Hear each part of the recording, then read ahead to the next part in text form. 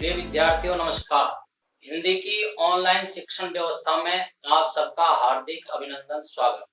हिंदी व्याकरण के दूसरे अंग शब्द विचार का हम अध्ययन कर रहे हैं। आज का हमारा अध्ययन का विषय है जातिवाचक संज्ञाओं की रचना।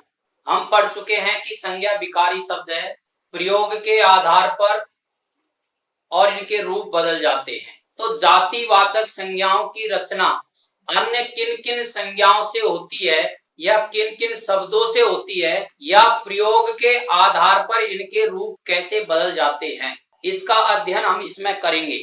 इससे पूर्व हम यह ज्ञान अर्जित कर चुके हैं कि जातिवाचक संज्ञाएं प्रयोग के आधार पर व्यक्तिवाचक संज्ञाएं बन जाती है।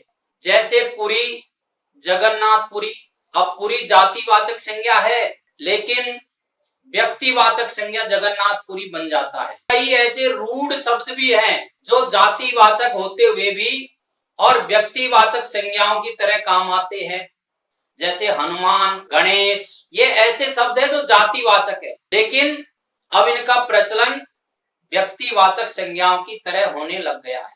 तो व्यक्तिवाचक संज्ञाएं जातिवाचक संज्ञाओं से बनती है। इसी प्रकार से जातिवाचक संज्ञाएं किन किन शब्दों से बनती है इसका अध्ययन हम कर रहे हैं। जातिवाचक संज्ञाएं तीन प्रकार के शब्दों से बनती है। इसमें से एक है व्यक्तिवाचक संज्ञा से जातिवाचक संज्ञा बनाना।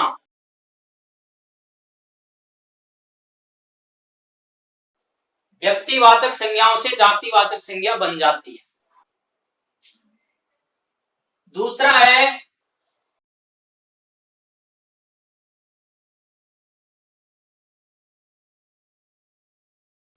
विशेषण शब्दों से जातिवाचक संज्ञा बनती है। और तीसरा है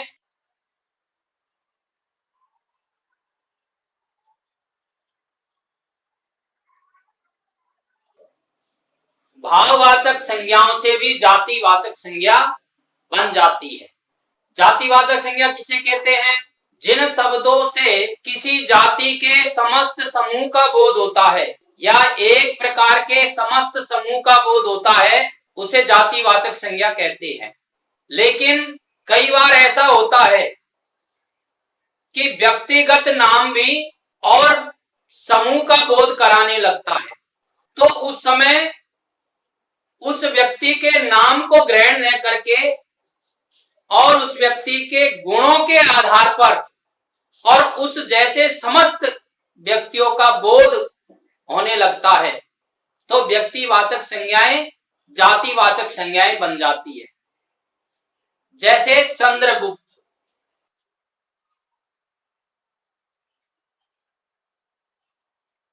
रावण, सीता, लक्ष्मी, सावित्री, ये सारे शब्द ऐसे हैं जो व्यक्तिवाचक है। लेकिन जब इनका वाक्यों में प्रयोग होता है तो ये इनके गुणों जैसे समस्त समूह का बोध कराने लग जाते हैं। आज भी देश में रावणों की कमी नहीं है। अब यहाँ रावण जो शब्द है, रावण जैसे लोगों का संकेत करने लग गया, इसलिए व्यक्तिवाचक होते हुए भी जातिवाचक संज्ञा बन गया है।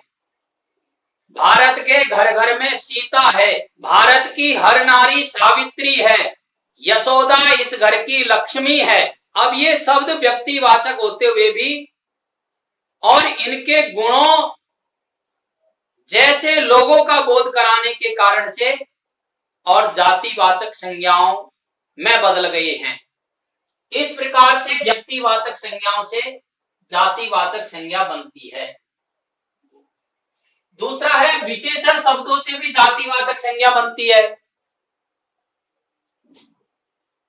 जैसे गरीब, ये विशेषण शब्द है। अंधा, ये विशेषण शब्द है। लंगड़ा, ये विशेषण शब्द है। लेकिन जब वाक्यों में प्रयोग करेंगे तो ये जातिवाचक संज्ञाओं की तरह प्रयुक्त होने लगते हैं और समूह का बोध कराने लगते हैं।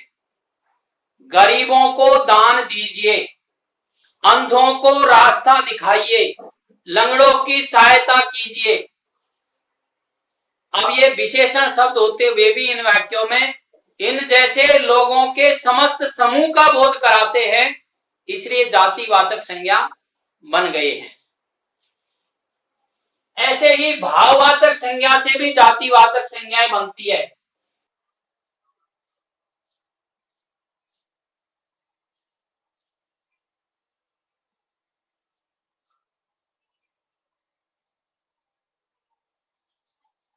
कई पहनावे प्रचलित हैं।